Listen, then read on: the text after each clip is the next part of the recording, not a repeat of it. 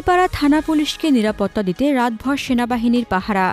গোপালগঞ্জের টুঙ্গিপাড়ায় আওয়ামী লীগ ছাত্রলীগ সন্দেহে আটক ব্যক্তিকে ছিনিয়ে নিতে পুলিশের উপর হামলার ঘটনায় নিরাপত্তা দিতে সারারাত টুঙ্গিপাড়া থানা পাহারা দিয়েছে সেনাবাহিনী। গতকাল রবিবার রাত 9:30 থেকে আজ সোমবার সকাল 8:30 পর্যন্ত সাজোয়া যান নিয়ে তাদের টুঙ্গিপাড়া থানার সামনে অবস্থান করতে দেখা যায়। এর আগে রবিবার সন্ধ্যা 7টার দিকে উপজেলার খান সাহেব শেখ মোশাররফ হোসেন স্কুল অ্যান্ড কলেজের সামনে এক ব্যক্তিকে আটকের জেরে এ ঘটনা ঘটে।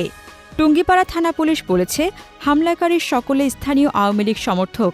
হামলায় টুঙ্গিপাড়া থানার 5 পুলিশ সদস্য আহত হয়েছেন। এ ঘটনায় একজনকে আটক করা হয়েছে। পুলিশ ও স্থানীয়রা জানিয়েছে, রবিবার সন্ধ্যায় খান সাহেব শেখ মোশাররফ হোসেন স্কুল অ্যান্ড কলেজের সামনে স্থানীয় আওয়ামী লীগ ও ছাত্রলীগের নেতাকর্মীরা লিফলেট বিতরণ করছিলেন।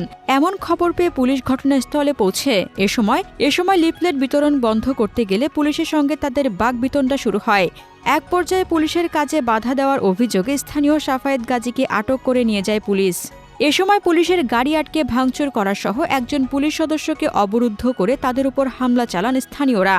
পরে থানার অন্য পুলিশ সদস্যরা ঘটনাস্থলে পৌঁছলে তারাও তোপের মুখে পড়েন। পরে উপজেলা নির্বাহী কর্মকর্তা ঘটনাস্থলে পৌঁছে অবরুদ্ধ পুলিশ সদস্যকে ছাড়িয়ে নেন। ঘটনার পর থেকে নিরাপত্তা দিতে বেশ কয়েকটি সাজোয়া যান নিয়ে টুঙ্গিপাড়া থানার সামনে সারারাত অবস্থান করেছে সেনাবাহিনী। এছাড়া টুঙ্গিপাড়া থানা এলাকায় অতিরিক্ত পুলিশ ও আইনশৃঙ্খলা বাহিনীর সদস্য মোতায়েন করা হয়েছে। বর্তমানে এলাকার পরিস্থিতি শান্ত রয়েছে বলে জানিয়েছেন টুঙ্গিপাড়া উপজেলা নির্বাহী কর্মকর্তা মোহাম্মদ মইনুল। তিনি বলেন, পুলিশের গাড়ি ভাঙচুর ও একজন পুলিশ সদস্যকে অবরুদ্ধ করে রাখা হয়েছে। এমন সংবাদ পেয়ে ঘটনাস্থলে যায়। পরে উত্তেজিত জনতাকে বুঝিয়ে শান্ত করে সেই পুলিশ সদস্যকে ছাড়িয়ে ওসির কাছে পৌঁছে দেয়।